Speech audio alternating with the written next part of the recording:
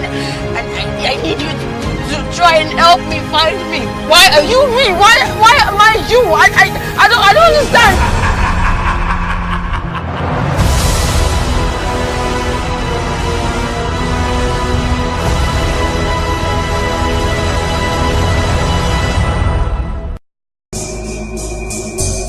Èèyàn tó máa sọ pé báwo ni tìrú wa ṣe jẹ́ nílùú ìmí ò pé irú onítàn wà mọ́. Èmi ò lè sọ ní òkè òkun nílùú òyìnbó gan-an ó ṣọ̀wọ́n ká tó rẹ́ni tó máa ní báwo ni tiwa ṣe jẹ́. Alówó, aléèyàn, agbájúmọ̀, connection wà. Kí ni táwọn wá tá a rí nílùú yìí? Tẹ́nìkan máa wanu sírú wa wípé báwo ni tiwọn ṣe jẹ́. Kò tí ẹ sọmọ náà kò sọmọ náà. Kò sí. Nítorí ẹni tó bá jù ní lọ ó lè jù ní lọ. Confirm. Kò tún lè jù ní fún lásán ó tún lè pa ní jẹ.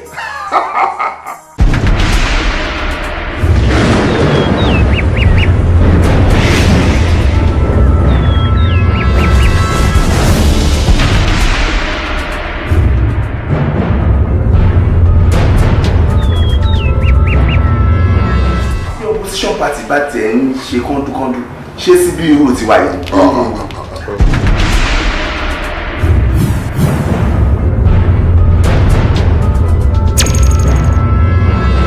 Gbogbo ọmọ pé bàbá ìlàkùn ìyálàyà àwọn alájẹ kí wọ́n ti rí wa sí ọmọ ìkiri tó bá tẹkùn láyà ni ó ti di oúnjẹ àmújẹ. Ó gbọ́dọ̀ kú ẹ̀ nìyẹn. Bẹ́ẹ̀ ni bàbá.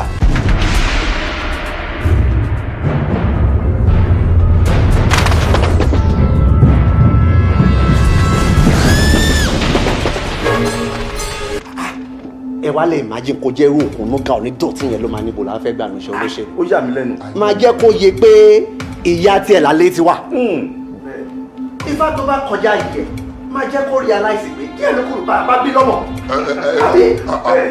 Kò sí rọ́nú ẹ̀. bá bí lọ́mọ kẹ́.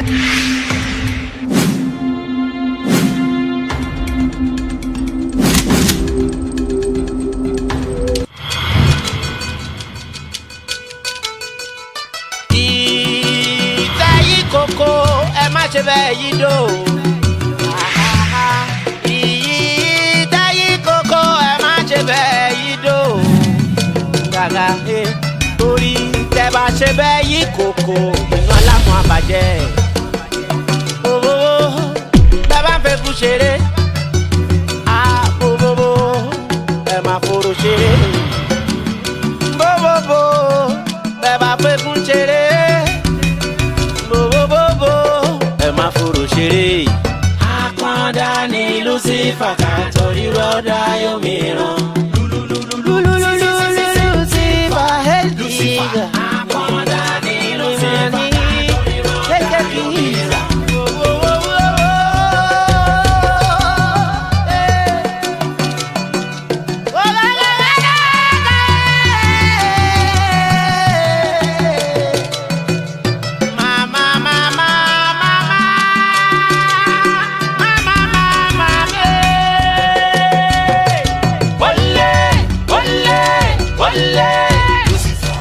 Èkúté tó dúró dológìní ikú ló ń yá. Èkúté tó dúró dológìní ikú ló ń yá. Mo bẹ ṣùjọ́kọ̀ òwe, mo bẹ ṣùjọ́kọ̀ òwe, mo bẹ ṣùjọ́kọ̀ òwe.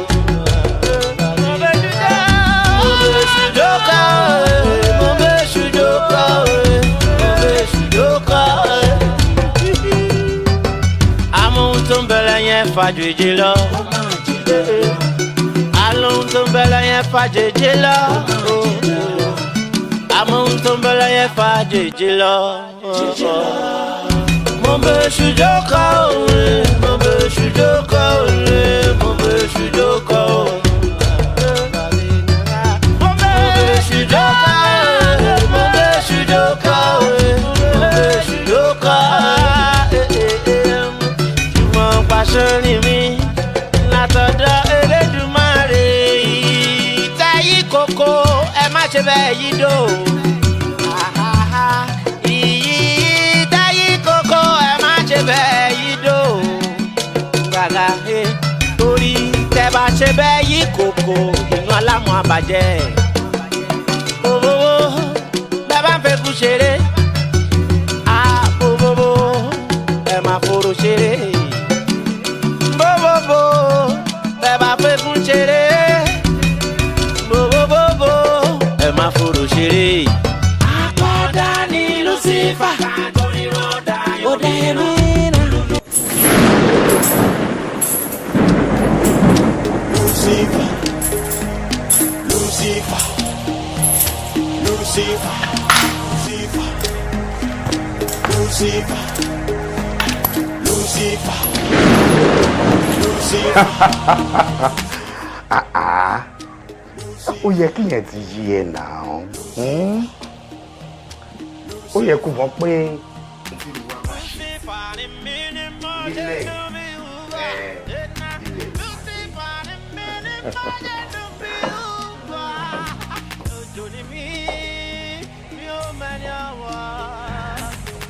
don't worry, I'll call you back in a bit. All right. Take care. Yeah. Bye. Bye. It's my dear. Mommy. So, darling, I was wondering, how many days they intend to stay in your house? Just 5 days or more. Yeah. About Martin in my young Italy. Eh? Yeah, I'm really like she one of the friends in there.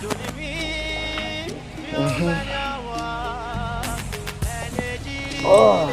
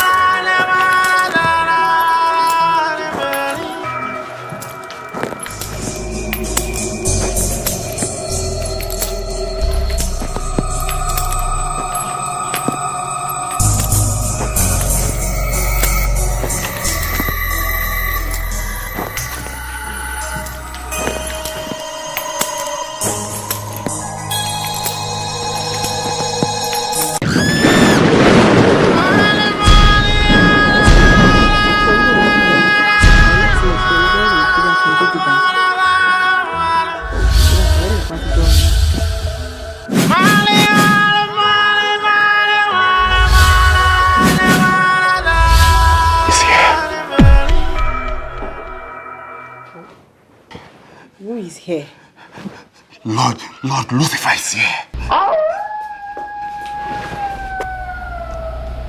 Lucifer? Who is Lucifer? Oh, never mind.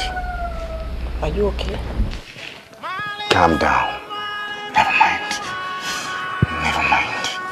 What do you mean, never mind? Don't leave the house.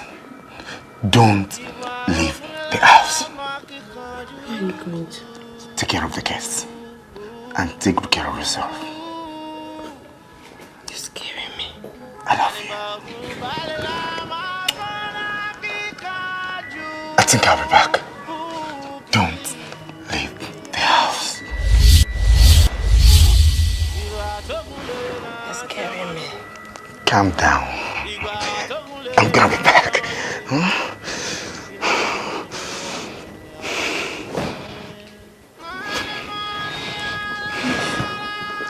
I will be back.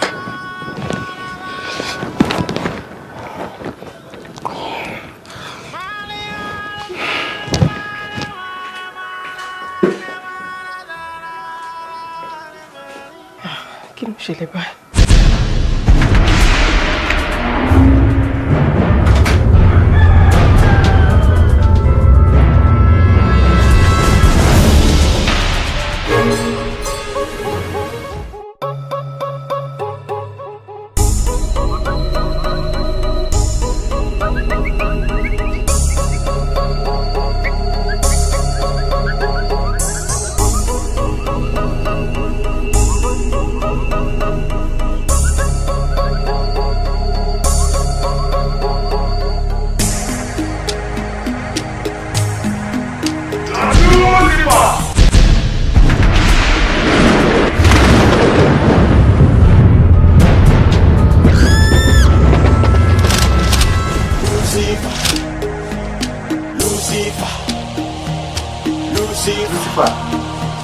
Lucifer. It is me! Lord Lucifer!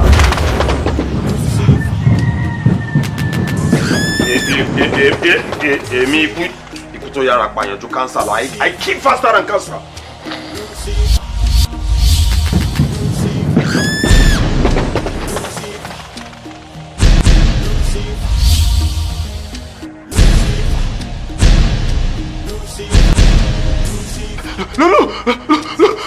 Lucifer!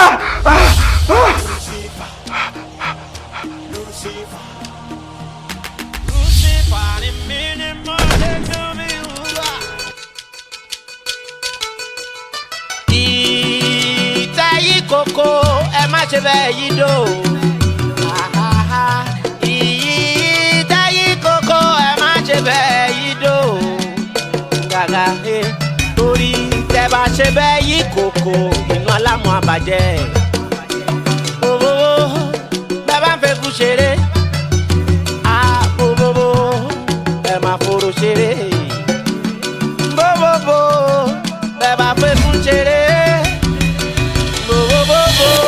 Ẹ má fòrò ṣeré. Àpọ́ndá ni Lucifer ká torí rọ́dà yóò mìíràn. Lucifer hẹ́lìgà. Àpọ́ndá ni Lucifer ká torí rọ́dà yóò mìíràn.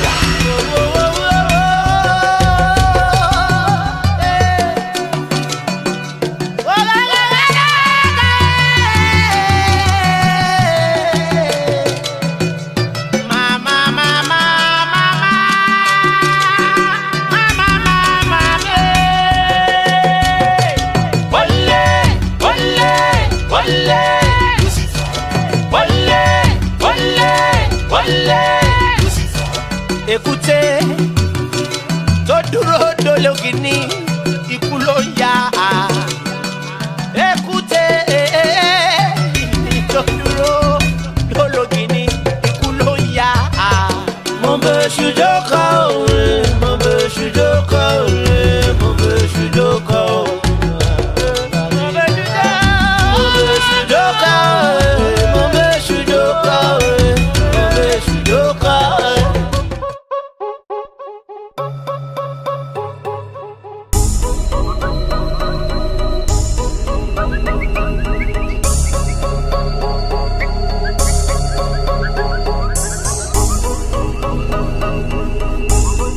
Bọ́ Mr. Wálé, kí ló wá ṣẹlẹ̀? Ṣé bí mo ṣàlàyé fún kébìbà mo ti fẹ́ ṣọdún?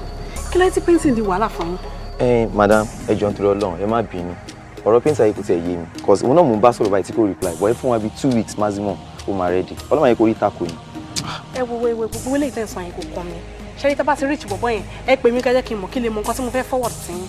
Ẹ jọ̀ọ́, ẹ ṣáà má bínú. Painting ṣe wá di wàhálà. Ẹ má bínú ẹ jọ̀ọ́. Bros, ẹ jọ̀ọ́ bá mi bá wọn sọ, ẹ bá mi bẹ̀ wọn. Mo ti gbọ́, màá bá yín bẹ̀ wọ́n. Mo ti gbọ́, ṣé mo sanwó kà pé mi náà mọ̀ pa painting, ṣé bọ́n gbé fún mi ni?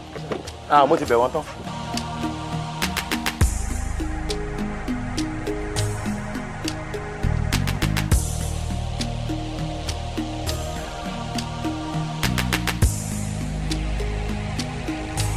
Hello. Yep. Noted. Noted. Yeah, blood.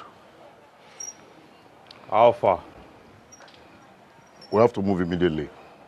Bàbá àgbà kò ní bàjẹ́, kò ní béwu dé ẹja máa ya bẹ́ẹ̀. Target sighted. Let's move. Ìgbà tógun lé la rántí ọmọ líle. Ìgbà tógun lé la rántí ọmọ líle. Kò sẹ́ni tẹ̀kútẹ́ lè fẹ́jà ológìní sùn bí ó bá ṣe lédùmọ̀ rẹ̀ kùnrin náà. Ìgbà tógun lé la rántí ọmọ líle. Ìgbà tógun lé la rántí ọmọ líle.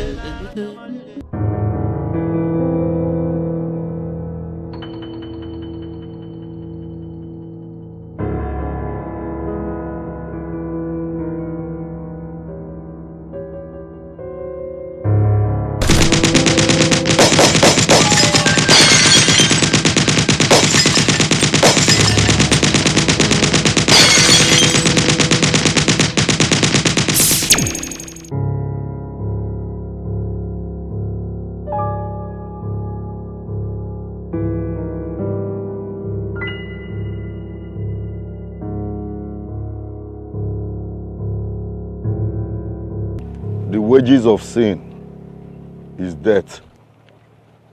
No be me talk am. Na so e dey for Bible.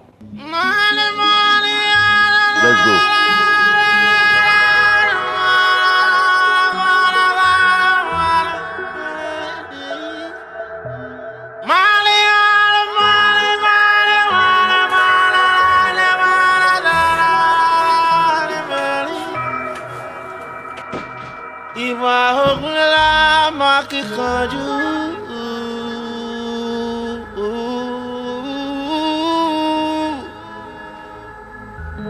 Animbagun balela makana kikaju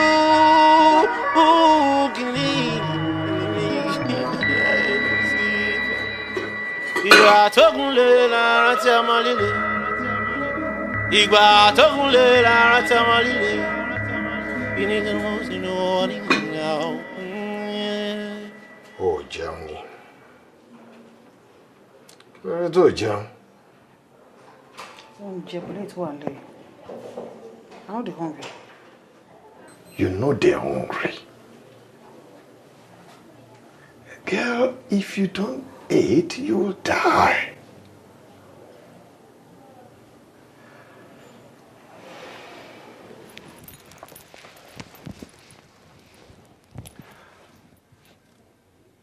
For 3 days now, you've not been eating. That's not too good. It's not good for your health, okay? You need to eat so that I can survive this. Talking to you! Why don't you want to eat?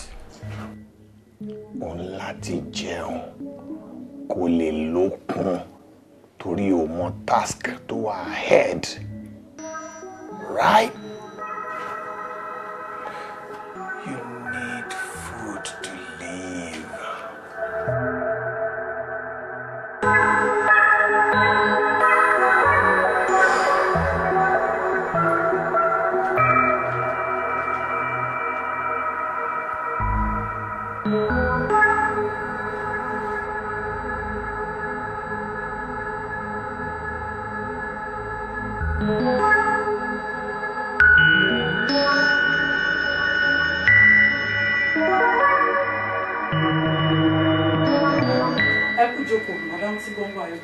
Okay then.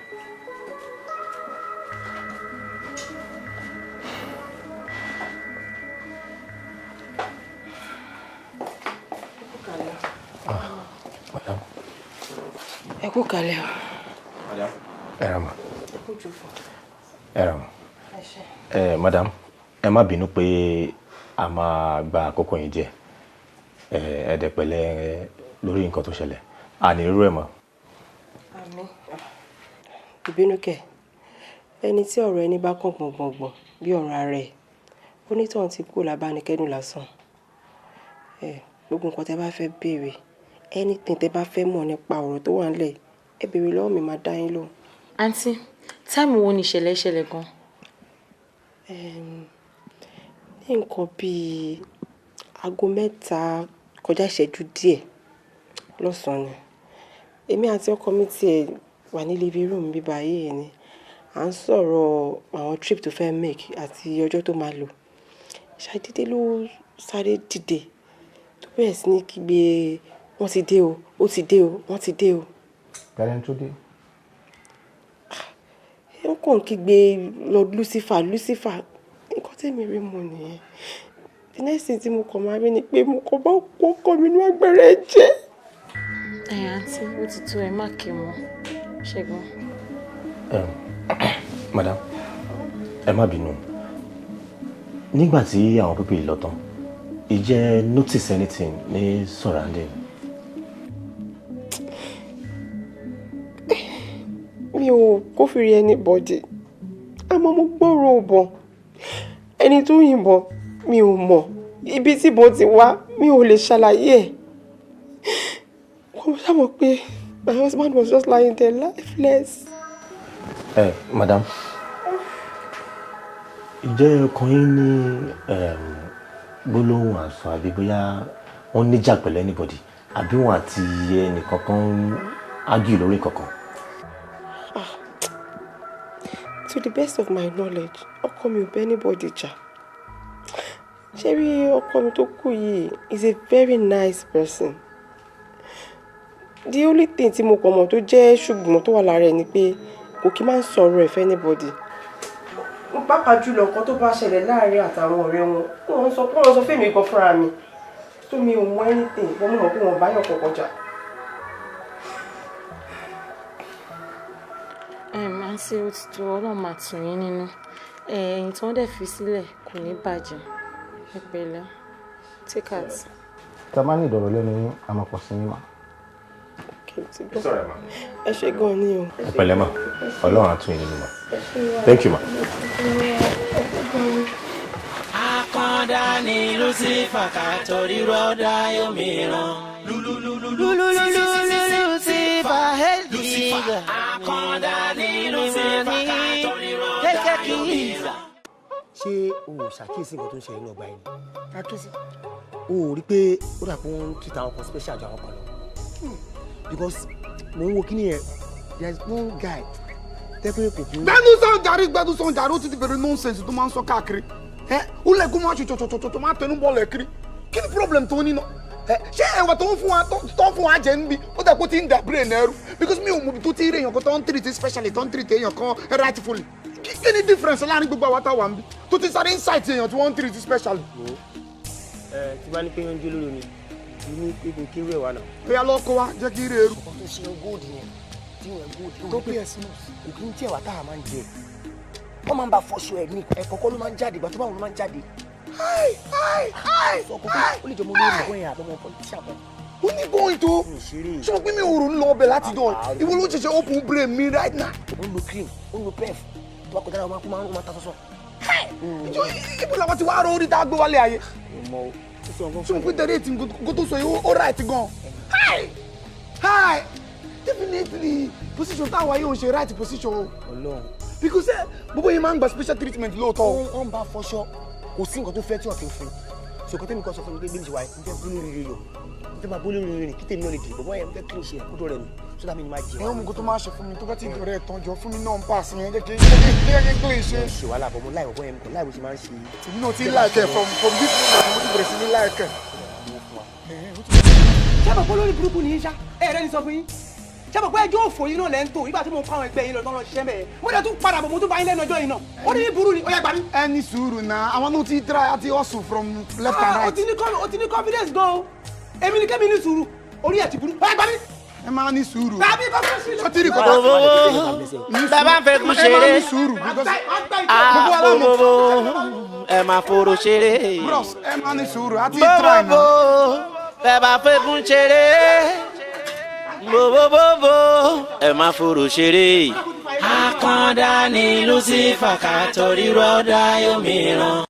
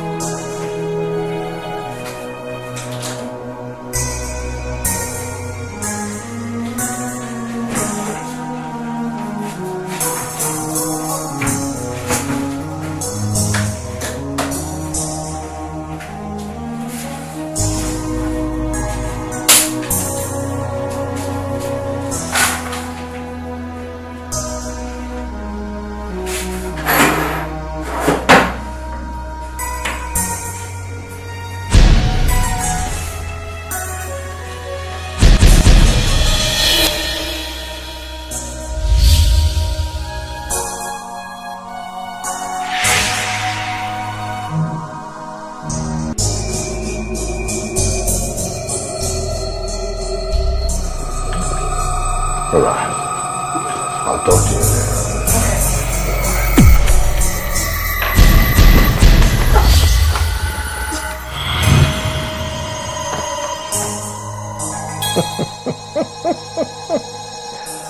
Ẹ̀dá tó bá ń bá kìnìún ṣe wọléwọ̀de, ọmọ ẹranko tó máa fọ́ ta láyà ò sí. Who sent you?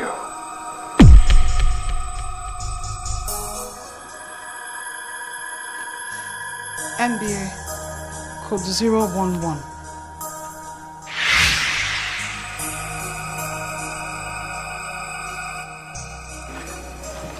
Mo bẹ̀rẹ̀ iṣẹ́ agbanipa at the age of 21 nílẹ̀ Haúsá.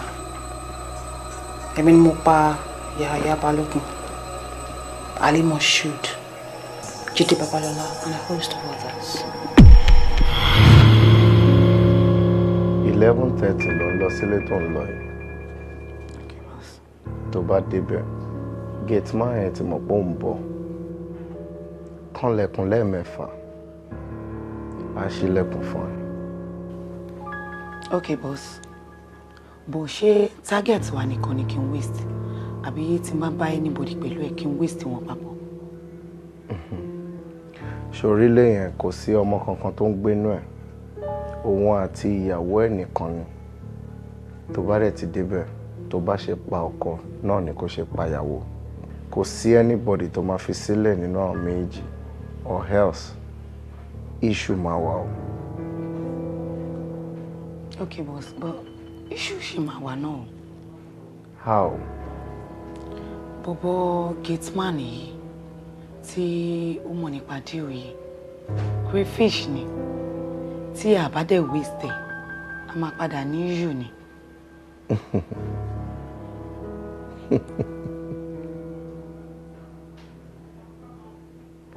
You are a smart girl. And that's why I like you. Thank you, boss.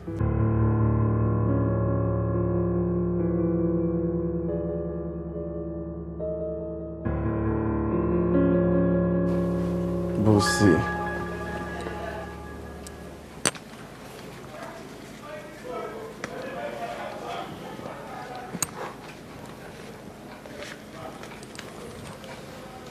Wow, Gabazin.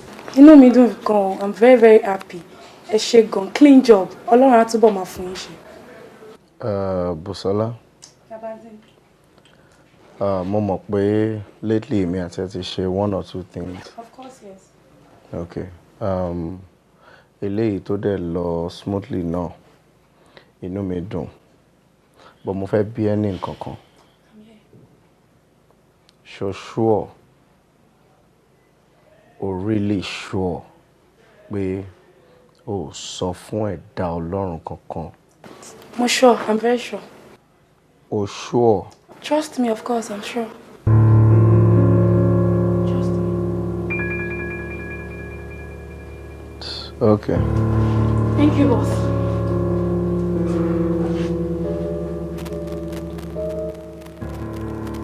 Okay, boss.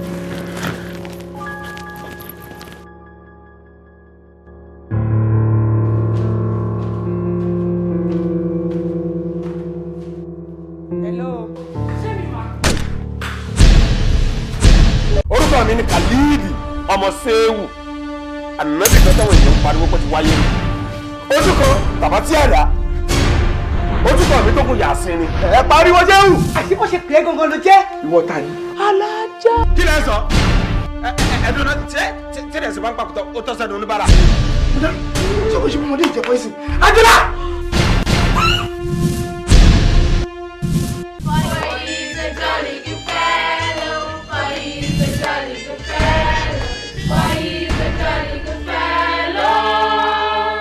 Ọ̀nà hàn mí lórí ọ̀rọ̀ yìí jẹ́ mọ́lẹ̀ kedere sí i. Ọ̀la láhàúlà wàlá quwwata illa billahi al-aliyyil. Níwájú ikú lẹ́yìn àánú tí ń ṣe rádaràda ìtò sọ ẹ̀kọ́ ló dé bá mi. Who are you? Táyé wọ́n fẹ́ bàjẹ́ náà wọ́n gan ni mo ṣọ́ tí wọ́n ṣọ́ láìpẹ́. Ẹ dáa fún ẹ láyé ayé máa bàjẹ́ kó tó yẹn ló máa kú sí. Ẹni tó orí lójú aláhùn gan-an lẹni tó wà ní ọ̀rọ̀ yìí.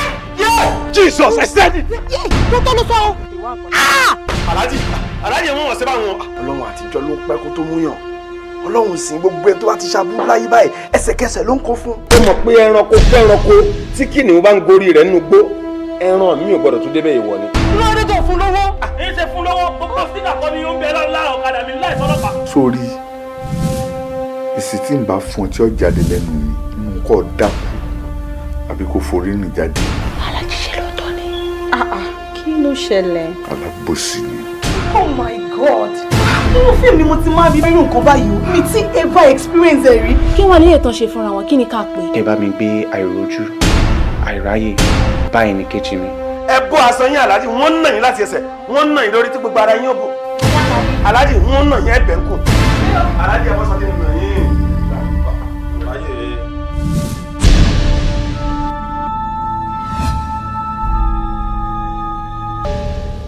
Rest in peace.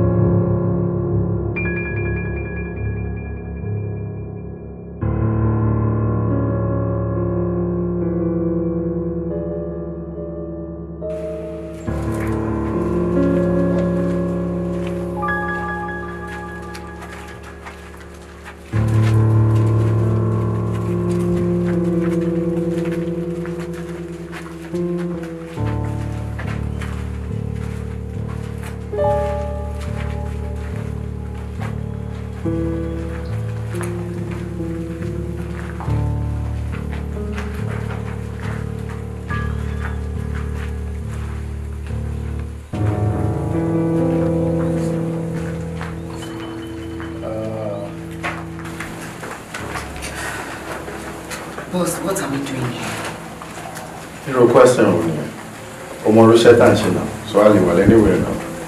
Okay, boss. Actually, mo fẹ́ fi nǹkan kan wọ̀nyí. What's the meaning of this? How dare you point gun at me? Èmi Teresa, are you crazy? Come, 12:13. Ẹ ti lò tán. Ẹ wá fẹ́ sọnù. Okay, mo understand. Actually, nǹkan tí mo mean kan yẹn. Kò kí n ṣe nǹkan tó mo kọ́.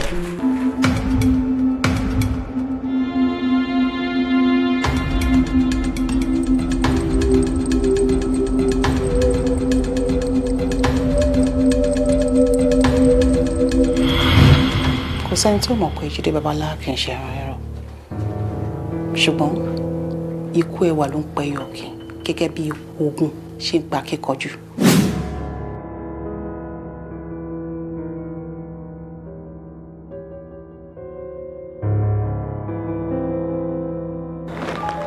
Okay. Cool.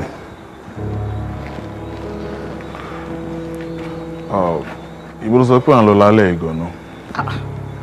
À ń lọ club now. À ń lọ ṣe fàájì. Èmi mú dẹ̀ mọ́ bẹ̀. Kí ló dé? Who are you? Irú ìbéèrè wo nìyẹn? It's me, Shomotini. I'm your girlfriend. I repeat myself. Who are you? Well, what's your name? No, what's your name? Oh my gosh. Oh, Jesus. Teresa Taylor. Jesus. Code number 011.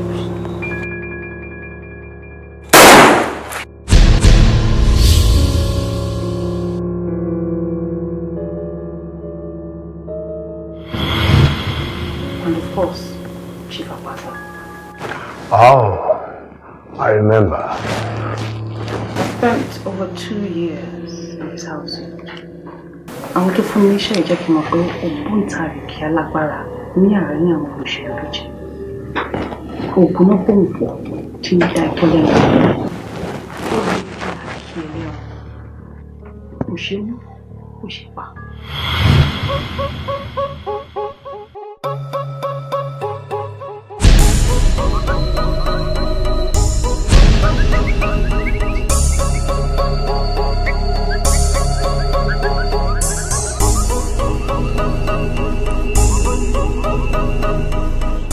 Teresa, gẹ́gẹ́ bí ohun tí mò ń sọ fún yín, mo fẹ́ kó mọ̀ pé eégún tó bá lẹ́ni lẹ́yìn ló máa ń jàjà ìgboro.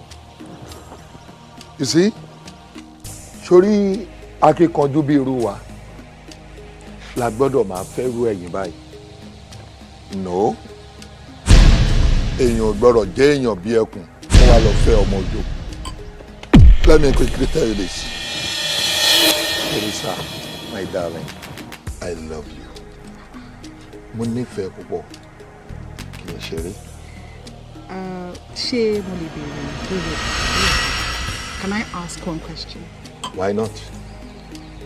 Nínú gbogbo àwọn obìnrin tó máa ń wá fún yín, why me?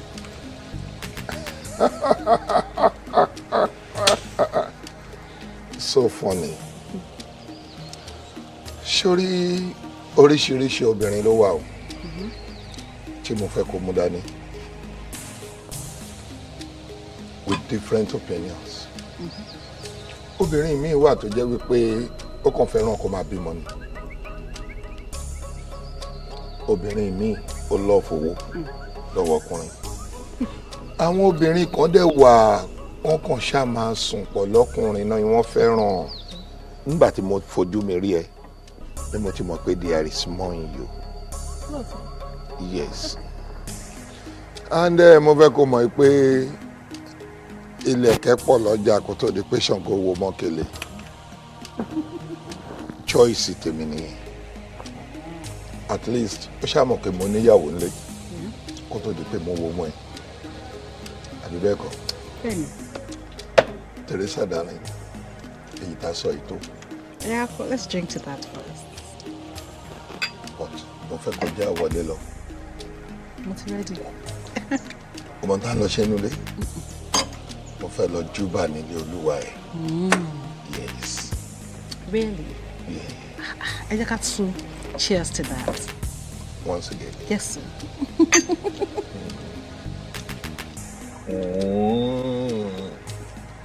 Are you okay? Definitely. Yeah.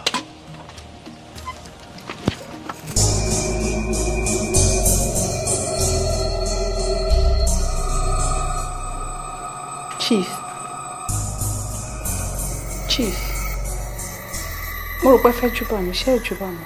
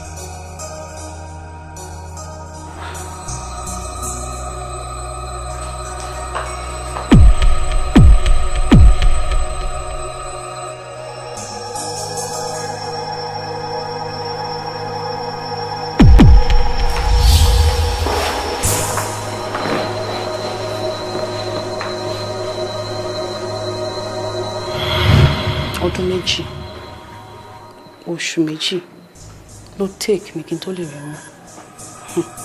Wọ́n ní ẹni tí ayé bá ń wá tí wọn ò rí mú, wọn ò tí ì róbìnrin tó gbóyà tó máa bá wọn dá sí.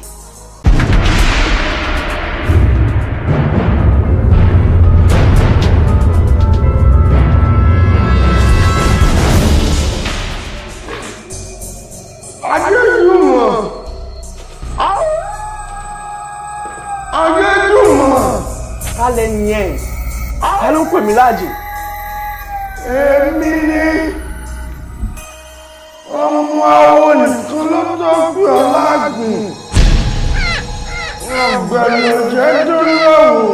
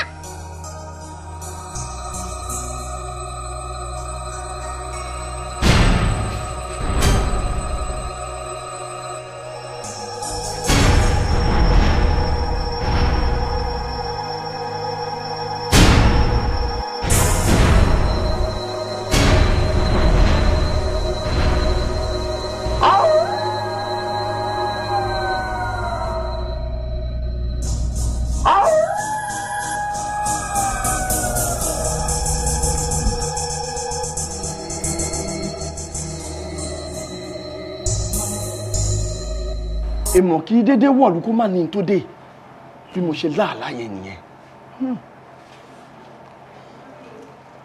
kókàn ò ní pàgbà ká má bàpọ̀ lórí ẹ̀ bẹ́ẹ̀. bẹ́ẹ̀ ni.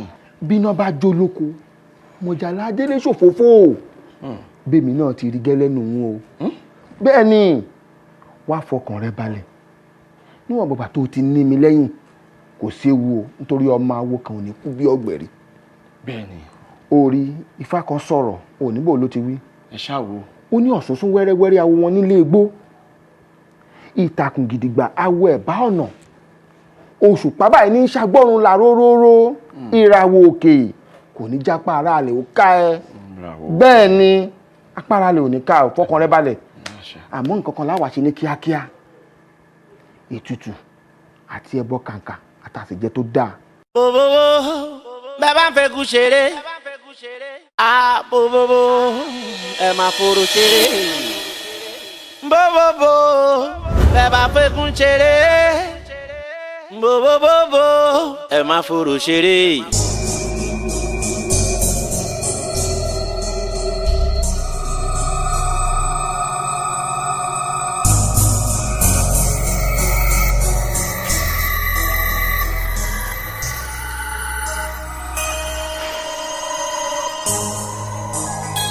tó ní gẹ́gẹ́ bá nawọ́ sísàlẹ̀ àti yún nípa nípa náà bá nawọ́ sókè àti yún ní gẹ́gẹ́. bòbòbò bẹ́ẹ̀ bá ń fẹ́ kú ṣeré bòbòbò ẹ máa fòrò ṣeré bòbòbò bẹ́ẹ̀ bá fẹ́ kú ṣeré bòbòbò ẹ máa fòrò ṣeré. Akọ́ndá ni Lucifer ká torí rọ́dá yóò mìíràn. Lucifer hẹ́lì. We are the dark angels of Lucifer. Àwa ni igun mẹ́rin, òpó tó gbé Lucifer dúró.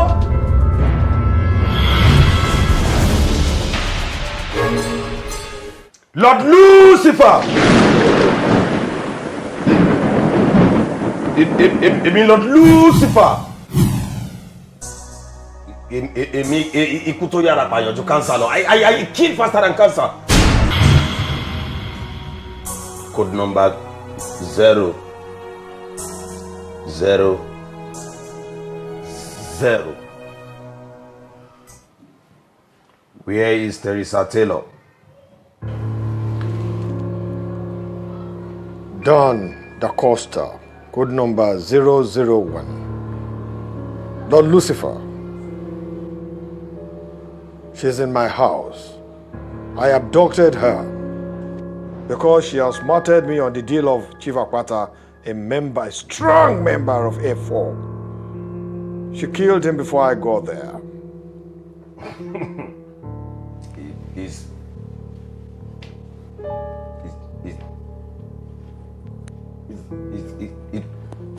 Is that what she told you? Yes, Lord Lucifer. Ilẹ̀ ṣú bá ọmọ kékeré lóko. Olóhùn láyà. Tó bá gbóhùn kìnìún ṣó lè dúró. Ẹnì kọ̀ọ̀kan nù yín kò lè pa kankan lára àwọn yẹn fọ́. Tabarẹ́ ni tó rán yín nínú iṣẹ́ irú ẹ̀ iṣẹ́ ẹ̀kú beware of death trap and lábẹ́ bó tilẹ̀ wù kó rí o gbọ́dọ̀ jẹ́ kí Teresa Taylor máa wá sí meeting. Yes, my lord. NBA. Ikú ni kọ́kọ́rọ́ ọ̀run, Lord Lucifer, the king of death, and lord of the underworld. NBA worships you. Yèmí lọ Lucifer. Èmi tí mo tẹ̀lé tó kú mo tẹ̀ra ìfún ẹ̀ sí yọ mo sì mọ̀ èmi lọ Lucifer. Mo ṣàgbà pátápátá Ẹlẹ́dùmarè nìkan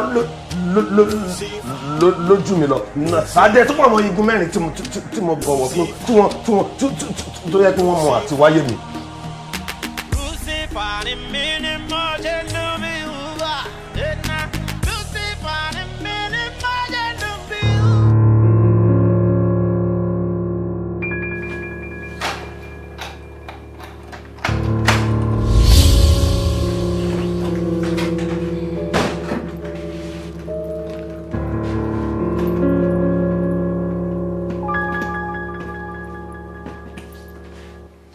How dare you lie to me? Ta ló pa àpáta? Torí èmi mọ̀ pé àtàrí àjànàkú ni àpáta kì í ṣẹrù fọmọdé tiẹ̀. Now tell me the truth before I kill you.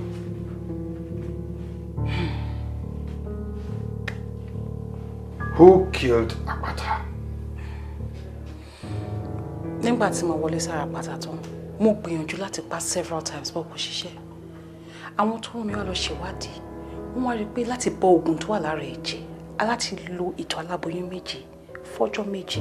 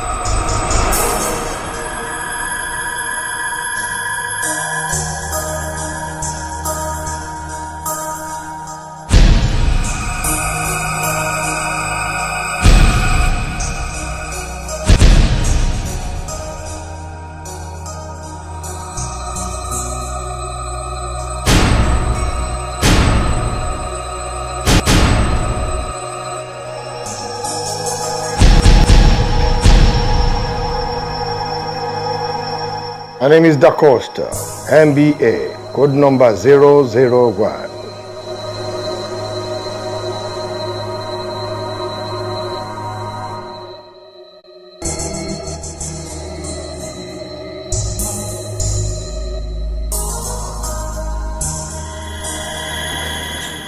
Why did you kill him?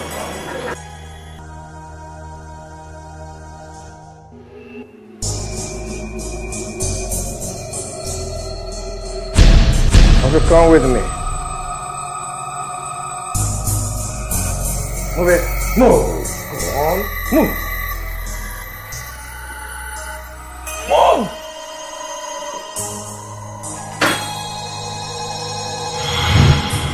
That's what I saw. I got there to my surprise. What's it? No man told Papa.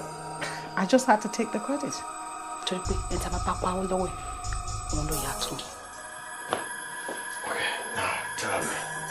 ta gangan nínú wọn ló rán ẹ kó lọ pa àpáta.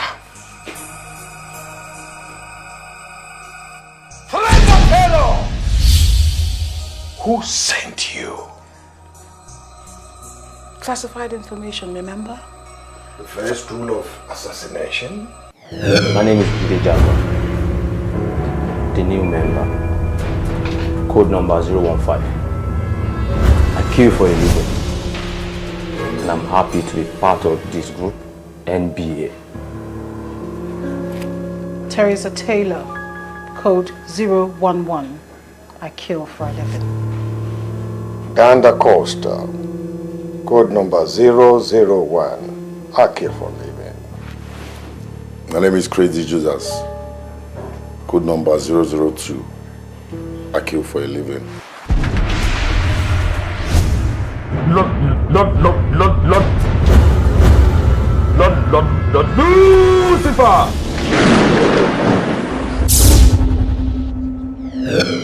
Code number 000.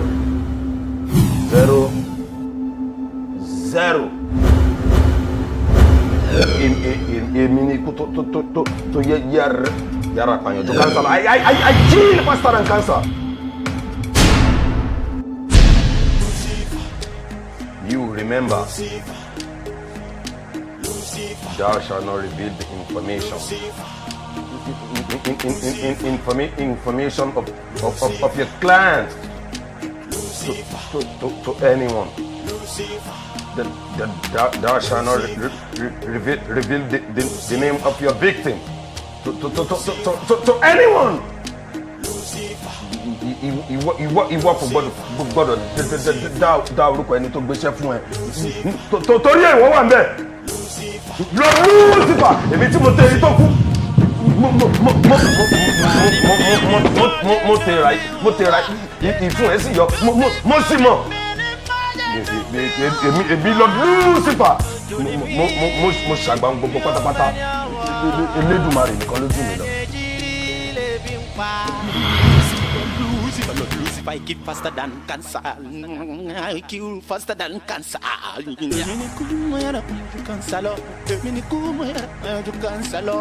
Àkókò fẹnu sọ́jí kàsà.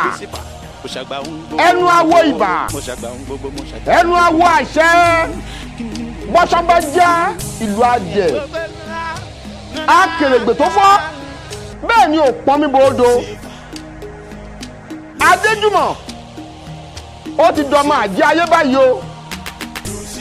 Ó ti mọ orúkọ ikú. Ikú ò gbọdọ̀ pa. Nítorí arápámọ̀jà ló kọ́ tá a pe ikú. Aríkọ̀ǹkọ̀ máa wẹ̀ ló kọ́ tá a parun. Àbójú takókó ló kọ́ tá a pè sàsí. Ikú ò gbọdọ̀ pa o. Adéjùmọ̀ gbọdọ̀ kú.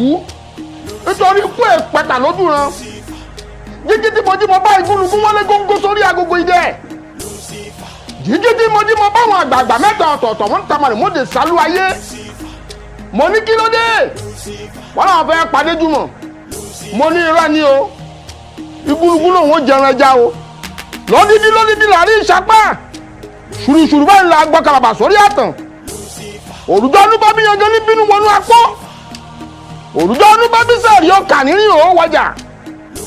Ọmọdé àgbà adáhunṣe ni oníṣègùn ni ikú ni ní bá ń pèrè Adéjùmọ̀ níbi igbe rárá ó làrá kéwọlẹ̀ igbe rárá Adéjùmọ̀ gbọ́dọ̀ bá wọn kúkú ọ̀wọ́wọ́ nítorí alúgbólógbó fi inú bó ṣe lé àgbà òkété forí òkìtì ṣe ìyẹ̀wù ọ̀nì kàkà kúkú kò ní rí bu olùkóso lọ ikú tí ó bá pàdé Jùmọ̀ ẹ jẹ́ kó sàn kó bomi lọ báyìí apá yóò gbọ́dọ̀ ká apá ikú ò gbọ́dọ̀ ká ó ti wá fẹ́ sokú rọ̀ báyìí o ikú ò gbọ́dọ̀ pa o àṣẹ ni mo pa kì í ṣàbá ẹ jẹ́ kọ́rọ̀ mi ó ṣe o tó Adéjùmọ̀ àṣekágbá gbogbo ohun tó o ti jẹ pátápátá ẹ̀jẹ̀ àfíntà lò òní ń bẹnu gbáyìí tó o bá ti mú báyìí o ti darí kútakú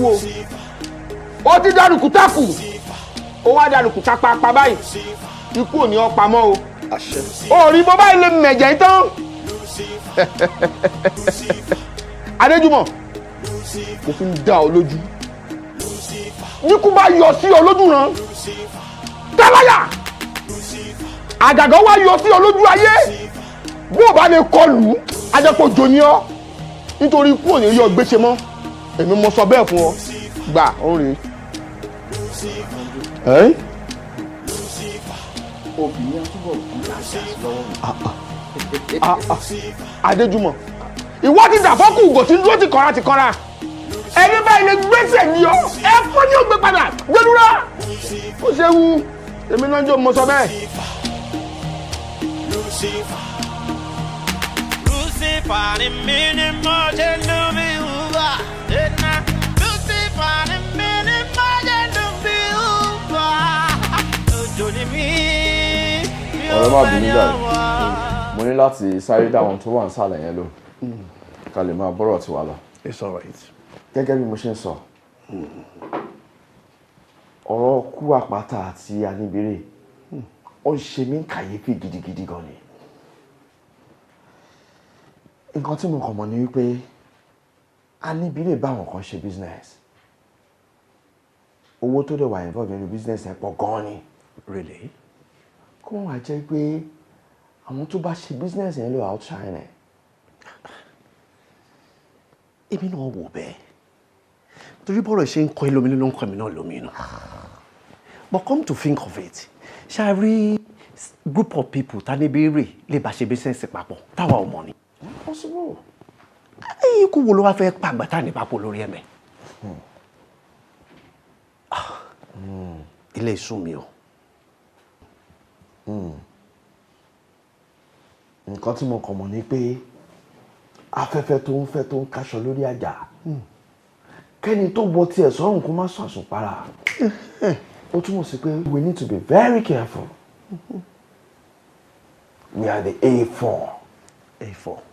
mẹ́rin ni wá méjì ti lọ àwa méjì ló kù. We need to be careful. Bọ́rọ̀ tó ń sọ bá yé mi dáadáa a gbọ́dọ̀ sàsopéye o náà àtọ̀ a gbọ́dọ̀ sàsopéye. Come to think of it nígbà tí àpáta ti kú tánibírè náà ti ṣe bó ṣe ṣe it is on my opinion why tèmi ò step in as a government kí wọ́n lè deputize àbí tábà ní ká wò lọ ká wò bọ̀ kò sẹ́ni tó lè bá wa fi gàgbàgà mọ́ nílùú ikọ̀ àbí kí ló fẹ́. Perfect. oríro àbí tábà mú ṣàkọ̀tún tá mú ṣàkóso ìṣàkóso ló máa kú. Let it be. mo gbẹ̀rí ẹ̀jẹ̀ mo mọ̀ pé tí n bá ti débi gbogbo ẹ̀ máa níyànjú. Let's have a toast. Cheers. To a very good beginning. To a bright companionship.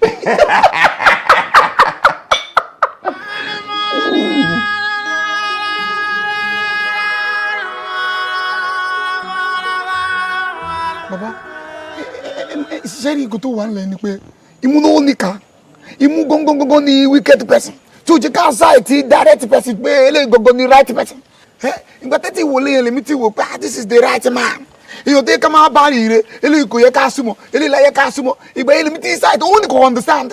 Mo dé sọ fún mi sọ pé ọ̀rẹ́ mi ẹni ló yẹ ká máa rò pọ̀ pẹ̀lú. Bàbá mi kò sẹ́yìn pé gbàtẹ́mi wọnú ọgbà yìí tí mo ṣe kọ́kọ́ rí mo like yín gan-an ọ̀sìn tó ń ṣáájú mi dé òun náà já mi pé wọ́n máa fún ọ ní special treatment ní ibà yẹn àdìgbà mo ti wò pé mo ti like yín bí a kẹ́kọ́ ọmọ olùbọ̀ kájọ máa kẹ́kọ́ wá bí ọmọ ká máa tẹ̀lé yín àbí kílẹ̀ fíù. Bobobo bàbá ń fẹ́ kú ṣeré bobobo ẹ máa fòrò ṣeré bobobo bàbá fẹ́ kú ṣeré bobobo ẹ máa fòrò ṣeré. Sọ́mọ̀ kó stupid sọ́mọ̀ kó o ní nǹkan tí àwọn Yorùbá máa ń pè ní àgbékilẹ̀ sọ́mọ̀ kó stupid mọ̀ kó lóòótọ́ gbogbo plans wa rúbà orí gbogbo tí mo bẹ̀rẹ̀ mú kọ́kọ́ hype irú èyàn báyìí ọgbà tó ti rí dojú ìṣẹ̀bẹ̀ láti mọ̀ hype man no need ó máa kọ́kọ́ hype wàá gbé lọ sókè wàá gbé wọ́ sílẹ̀ wàá fi sí center wàá wá dàrẹ́ tọ̀rọ̀ ó kò la ọ̀rọ̀ mọ́lẹ̀ ẹ ti kọ́ máa pẹ́ mọ́ ọ̀dùbọ̀ náà ó ti pẹ́ mọ́ ọ̀dùbọ̀ bàbá yẹn ti lọ wọn ló ti bínú tó ti lọ yẹn. bẹ́ẹ̀ kò sí ní good mood. ṣé wọn máa rí di mood ẹ bó ti mọ̀ bìbí kí ló tó ń ṣe. ọmọ olówó ni wọ́n máa ṣe. Olè Lucifer èkúté tó dúró dológi ní ikú ló ń yá a. Sisi, Queen Teresa na our mama, but where she dey and people where she dey entangle with na die o. My advice be say make we let sleeping dog lie. Sisi, me I second wetin Tasha talk. Because àwọn tí a fẹ́ bá fi ìga gbàgà ọmọ they mad gan wọ́n lè gan o Ó ní tó bá fún ọmọdé ní òrùka ìjà, ẹgbẹ́ ẹ̀ ló máa fi ń bájà. No be say Godmother Teresa no dear to us o. But we gats use our brain, as in we gats use our sense gan ni o. Ẹ̀yin babes, gbogbo wa la mọ̀ pé àwọn NBA, àwọn ni biggest force inú ìlú yìí o. Wọ́n dẹ̀ ní tentacle all over the world.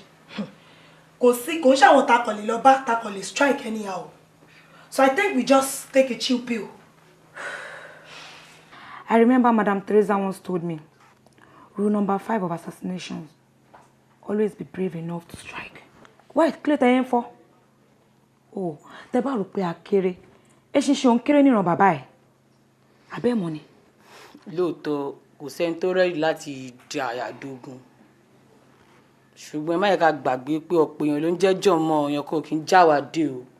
As for me, tó bá ti set ó ti set nìyẹn.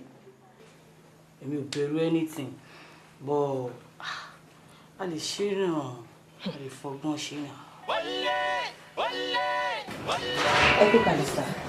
Ẹ jọ̀ọ́ kí ni kí fi ṣe ń lálejò?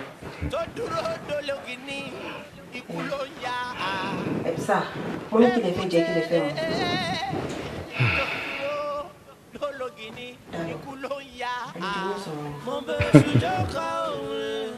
Sweetheart, don't worry. Go inside. Malone.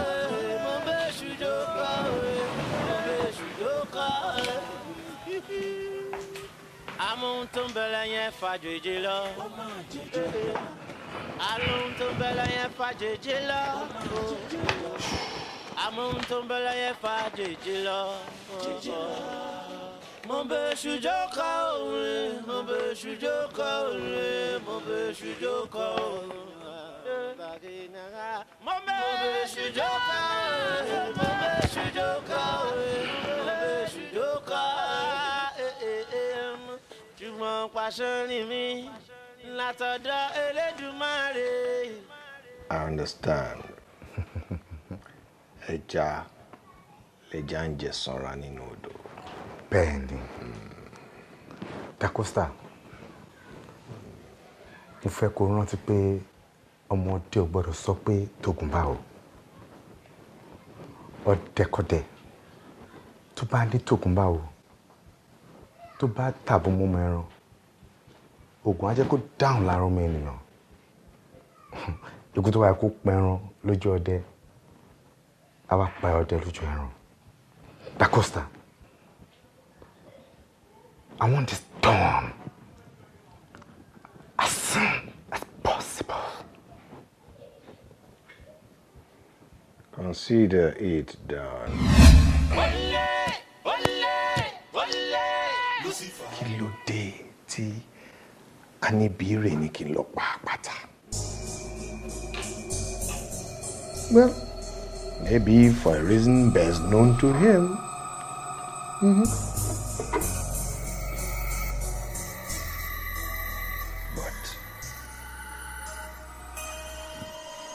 Oh yes. Àbí the same Anibire náà ló tún ní kí Teresa lọ pa àpáta. Bẹ́ẹ̀ ló mọ̀ pé ìkòkò ni mí náà, mi ò lè pẹran jẹ tì náà. Ó mọ̀ pé mi ò ṣe tì. Ó mọ̀ pé ẹkùn gidi ni mi máa rí pa. Mi ò ṣe irú ẹ̀ tì náà. Pé wáyé tó wá tún rán Teresa kó lọ pa àpáta. Oh,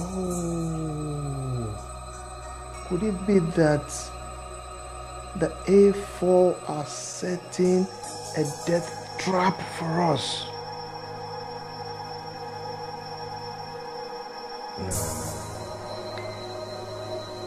No. But ta ló rán Teresa Taylor kó lọ pa àpáta? I need to know. I just need to know. Oh, yes.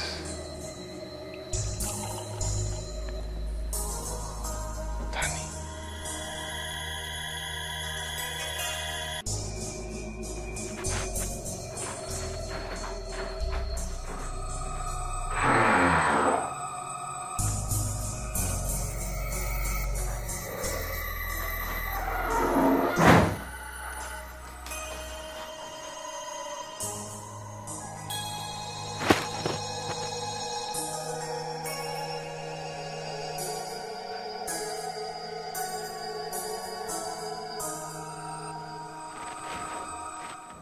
kí ni photograph Lucifer ń ṣe lọ́wọ́ ẹ̀ àti pé kí ló dé tó túlétúlé tó fọ́ kàn òkú lójú tó mú ẹ débi tí mo keep on photograph sí why.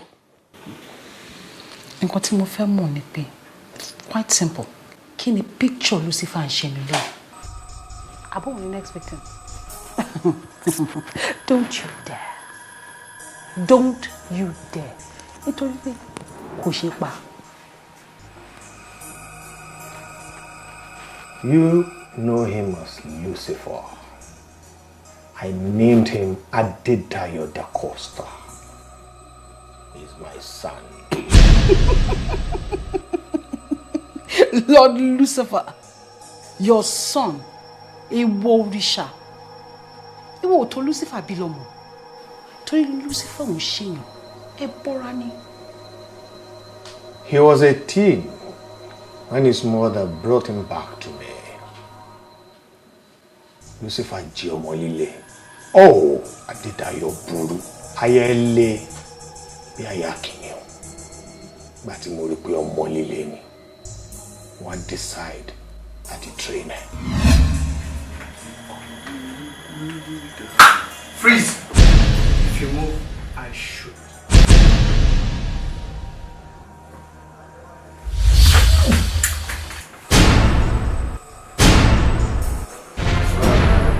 This is what we're talking about. You got to be smart. You have to think smart, and that can only make you the best. Okay? That's it. Ẹ wo go, ẹ má fi mí lẹ̀ jàre. Ẹ má fi mí lẹ̀. Ẹ fi mí lẹ̀ jàre, ẹ fi mí lẹ̀, ẹ fi mí lẹ̀. Ẹ fi mí lẹ̀ jọ̀ọ́. Ẹ wo nǹkan tí mo máa sọ fún yín nìyẹn, ẹ wo máa sọ fún yín tipẹ́tipẹ́ ẹ wo. Ó fẹ́ rape mi sí ni. Gbogbo ló máa fẹ́ rape mi. Ẹ ṣe ọmọ àlè ọmọ àdánù tí ẹ pè ẹ bẹ́ẹ̀ gẹ́lẹ́ ló jẹ́. Yes. Ó ti wá gbiná ojú ẹkùn láì ṣàwọ̀ báyìí o. Now you get out of my house. Daddy, it's not what you think. It's not true. Shut up. You're leaving my house today. You're a bastard. But Daddy, I didn't touch her. I know Lami Larry. You touched me. Go. Daddy. Get out! Adebayo was so brave that he single-handedly killed Jejemo, the great Jejemo, the leader of NBA there. Bí Adebayo ṣe wá ní agbára tó fi pa great Jejemo kò yé mi. Lẹ́yìn ìgbà yẹn, he became the leader of NBA. Mi ò tí join NBA báyìí, but mo gbọ́ gbogbo ìtàn yìí. Torí ẹ̀ náà ni mo tún ṣe ń sọ àrọ́bá fún ẹ. Torí àrọ́bá ni bàbá ìtàn. Okay, accepted. Lord Lucifer is your son. Why then do you bow to him? Kìnìún ò tóbi tó erin kó tó jọba nínú igbó. Bẹ́ẹ̀ni, ipò làgbà, ọjọ́ orí kọ́. He remains my son. Ṣùgbọ́n èmi ni màá pa.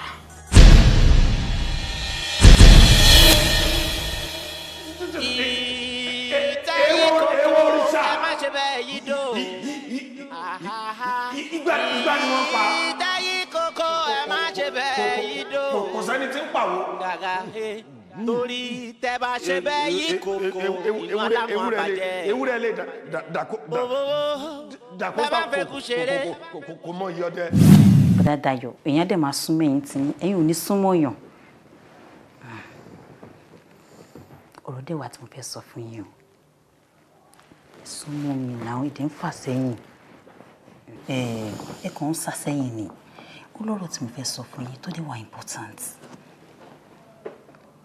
Ẹ wò, dáàdì yín ò lọ́ọ̀bù yín. Àǹtí Torira, irú ọ̀rọ̀ wo lẹ ń sọ yìí? Dáàdì yín ò láìkì yín. Ṣé ẹ̀ ń pè mí mo súnmọ́ wọn jù? Kò dẹ̀ sí nǹkan tí dáàdì yín ṣe tí mi kì í mọ̀. Ṣe fẹ́ gbọ́. àìmọye àṣírí tó ti fi sí mi lọ́wọ́ tó jẹ́ pé tẹ́ bá gbọ́ báyìí inú kí ti yín dì ní.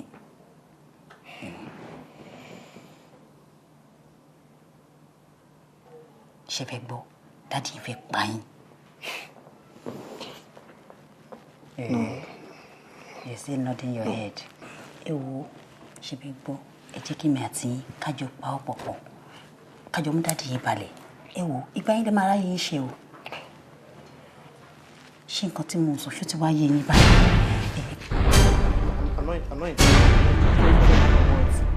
Ẹ wo gan ẹ wo gan ẹ má fi mí lẹ̀ jàre ẹ má fi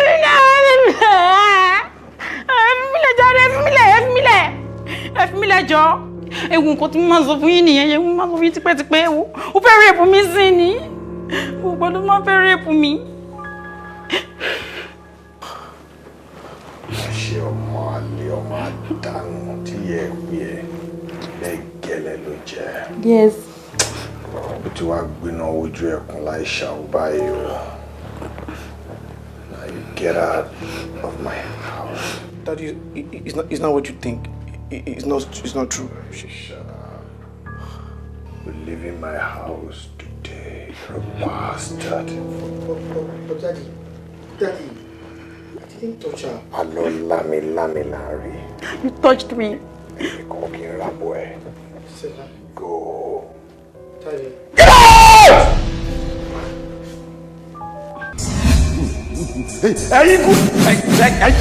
ẹ̀yin kú mẹ́rin o ẹ̀yin ọ̀nà mẹ́rin ẹ̀yin ọ̀pọ̀ tó gbé Lucifer dúró ẹ̀yin tẹ̀ka tí wáyé mi Lucifer ó yẹ wá tó lè mo fẹ́ lọ pa bàbá mi. ìyàwó òwúrọ̀ máa tẹ̀lé bí ẹni tẹ́ẹ̀mí.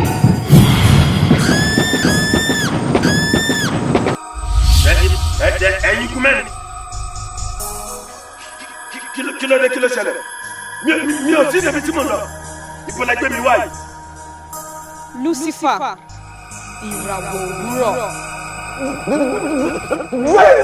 bẹ́ẹ̀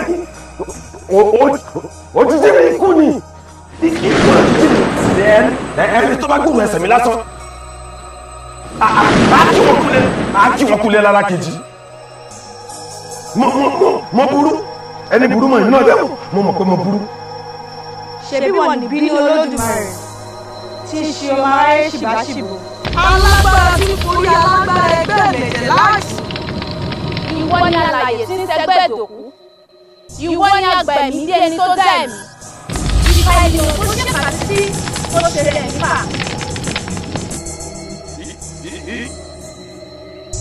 Irú ìkàwó.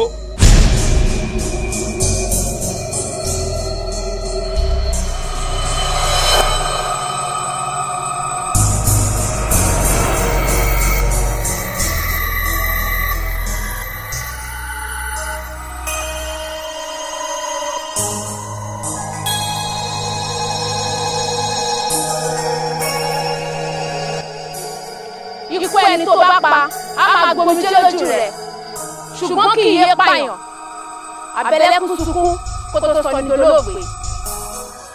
má gbàgbé pé kò sálágbára lọ́jọ́ ikú. Mogunya mi soko. Mogunya mi soko. Muruka mi soko. Muruka mi soko. Arofije tó mọ àròpé mo ṣe.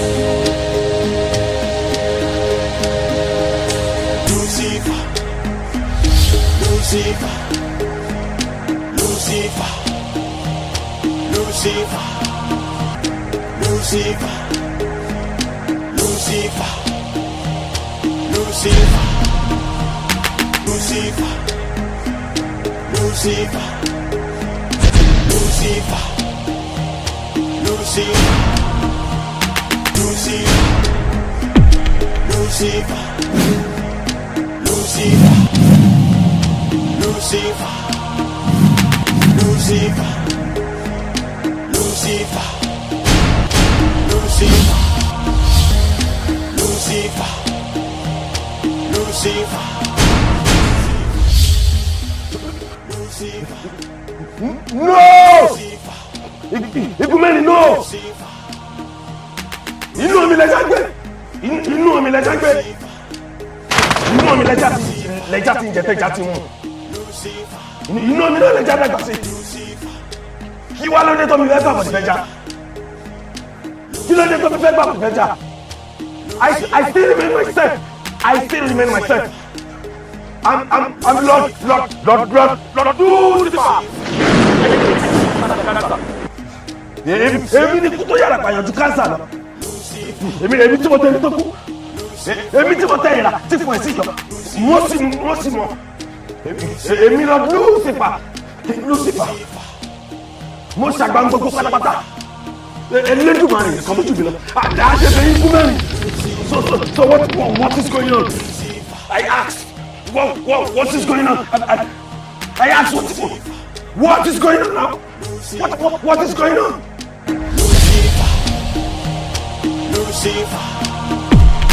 Lucifer ni mí ni mo ṣe